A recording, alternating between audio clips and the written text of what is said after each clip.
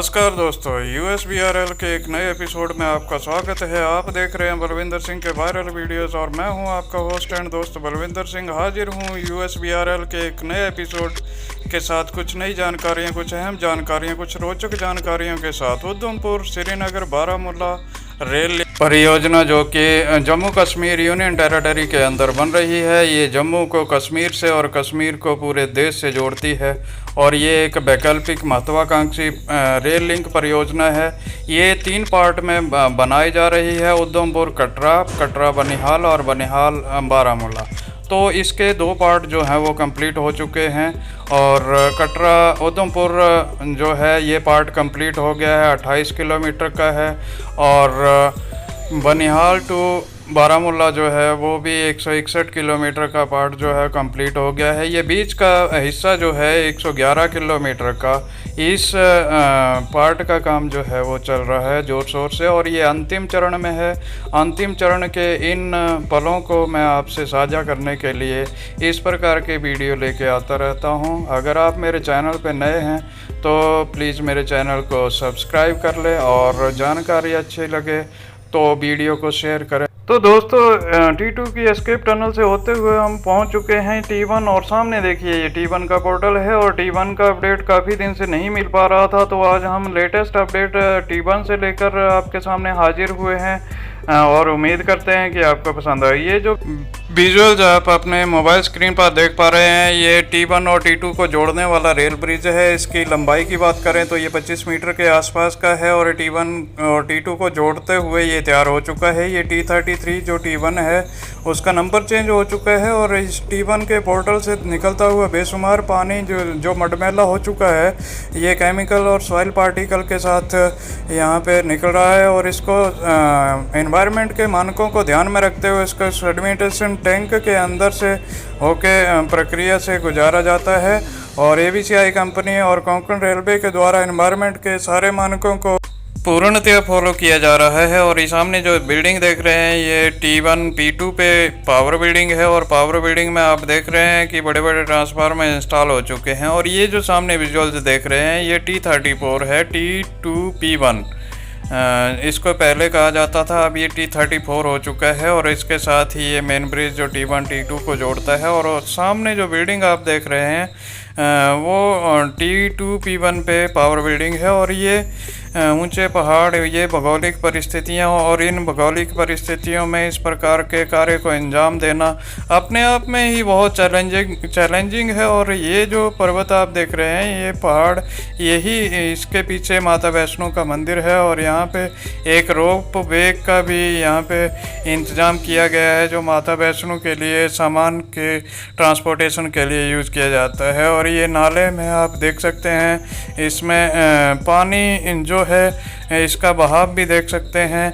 ये बाहर में भी इतना है और टनल के अंदर जो इस प्रकार के नाले के बीच में, ये नाले के बगल में जब हम किसी टनल्स का निर्माण करते हैं तो ये पहाड़ का पानी कहीं ना कहीं इसका रिसाव जो है वो टनल के अंदर भी आता है और इसी पहाड़ के अंदर जो है वो पानी का अपार भंडार है। और ये सारी टनल जो हैं USBRL की, उसमें पानी की बहुत मात्रा में रिसाव है। लेकिन इन सब प्रतिकूल परिस्थितियों के साथ जूझते हुए कोंकण रेलवे और USBRL की सारी कंस्ट्रक्शन कंपनियां जितने भी हैं उनके कुशल इंजीनियरों द्वारा इसको पार किया जा रहा है, इन सारे चैलेंजेस को। और इसके साथ ही इसको अंतिम दौर में ये प्रोजेक्ट जो है वो पहुंच चुका है और ये टनल T2 के P1 पोर्टल 1 पे ये पानी का रिसाव आप देख सकते हैं। इतना सारा पानी है लेकिन इसको चैनलाइज कर दिया गया है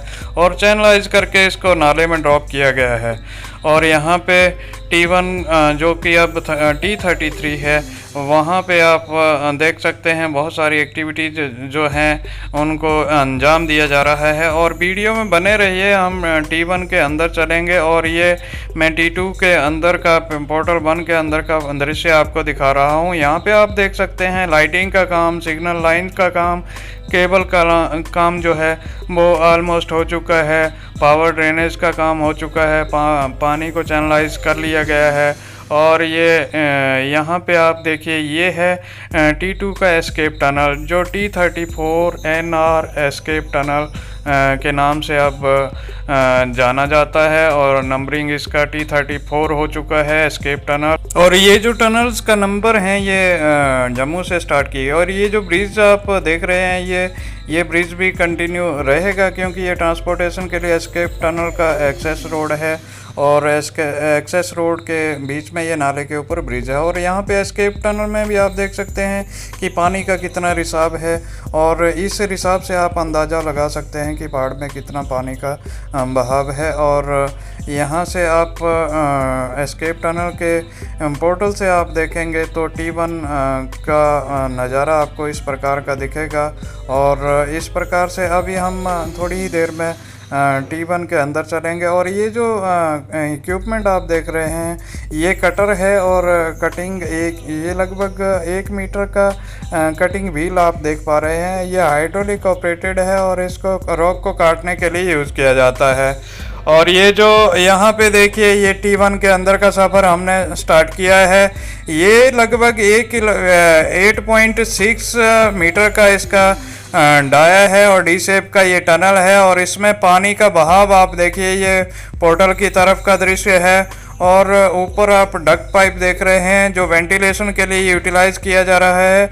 और ये जो पानी का बहाव आप इसमें देख सकते हैं, और थोड़ा सा वीडियो के लिए थोड़ा सा कम है, लेकिन यहाँ पे देखिए आप सर्वे का कुछ काम चल रहा है, और अंदर जो है वो एक्टिविटी फेस पे एक्सकवेशन का एक्टिविटी चालू है। और ये वेंटिलेशन डक्ट आप देख पा रहे हैं, ये पूरा फेस तक इसको पहुंचा दिया गया है। और ये जो एरिया आप देख रहे हैं फ्रेंड्स, यहाँ तक लाइनिंग हो चुका है, और लाइनिंग यहीं से स्टार्ट होता है। ये MBT का एरिया जो है 450 मीटर का T1 के अंदर ये आता है, और 309 मीटर का जो टनल है वो यहाँ से बचा हुआ है। और ये जो केमिकल आप देख रहे हैं ये केमिकल यूज़ किया जाता है इसकी ग्राउटिंग के लिए। ये पॉलीयूरिया सिलिकेट है, और इसका जो क्वालिटी है वो ये है कि जैसे ही ये पानी के संपर्क में आता है पानी को फोम में तब्दील कर देता है, और जिस क्रैक से पानी का रिसाव हो रहा होता है वहाँ पे ये फोम बन जाता है, तो पानी का रास्ता जो है वो डाइवर्ट हो जाता है, पानी दूसरे क्रैक्स के साथ दूसरा रास्ता इख्तियार कर लेता है। और ये जो कंक्रीट आप देख रहे हैं ये थोड़ा सा एरिया को सपोर्ट किया गया है, क्योंकि यहाँ पे स्टेटअप बहुत ही ख़राब आ गया था। और यहाँ पे अगर ये सामने आप देख सकते हैं कि टनल आपको आधा ही दिख रहा है। आधा इसलिए दिख रहा है क्योंकि ये एरिया में बहुत ही क्रस्ट रॉक आ गया था, और स्टेटअप बहुत ही पुअर था। तो इंजीनियर्स ने डिसाइड किया कि इसको गैरली बना वहाँ तक पहुँचा जाए जहाँ तक ये रॉक का कंडीशन थोड़ा सा सुधर नहीं जाता है। तो 20-25 मीटर जाने के बाद ही ये रॉक का कंडीशन थोड़ा सा सुधार हुआ, तो इंजीनियर्स ने फिर से डिसाइड कर लिया कि पूरे क्रोन का जो है वो एक्सकवेशन एक साथ में किया जाएगा। और ये यहाँ पे हेडिंग का ही एक्सकवेशन अभी हो रहा है, अप टनल हो रहा है। और पानी का बहाव तो आप देख ही पा रहे हैं, रॉक की कंडीशन आप देख ही पा रहे हैं। तो यहाँ पे जो प्रक्रिया अपनाई जाती है वो ऐसा है कि 9 मीटर की पाइप रूफिंग की जाती है जो 7 डिग्री अपवर्ड की डायरेक्शन में रहती है, और उसके बाद इसका कटिंग जो है वो ड्रम कटर के द्वारा किया जाता है। यहाँ पे KRCL के इंजीनियर्स और ABCI के इंजीनियर्स के द्वारा ये इनोवेशन किया गया कि इस रॉक का इतना पुअर कंडीशन है तो इसको जो है वो डिस्टर्ब नहीं किया जाए, और किसी भी प्रकार की वाइब्रेशन से बचने के लिए यहाँ पे रॉक ब्रेकर का पहले इस्तेमाल किया जाता था।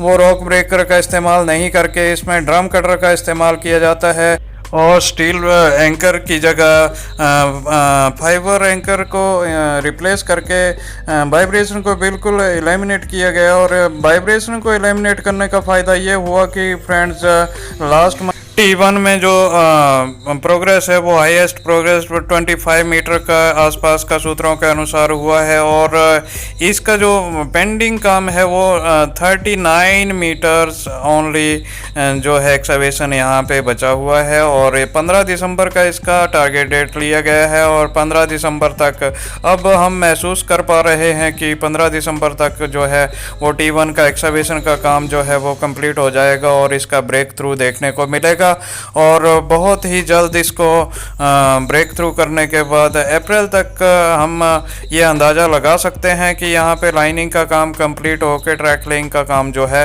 वो स्टार्ट किया जाएगा, और 2024 में ट्रेन चलने की पूरी संभावना यहाँ से नज़र आ रही है। और ये सारा श्रेय जाता है KRCL के कुशल इंजीनियर्स को और यहाँ पे काम कर रही सारी कंस्ट्रक्शन कंपनियों को, जिन्होंने दिन रात मेहनत करके ये सारे कार्य को अंजाम दिया है। आज के लिए बस इतना ही। Thank you for watching.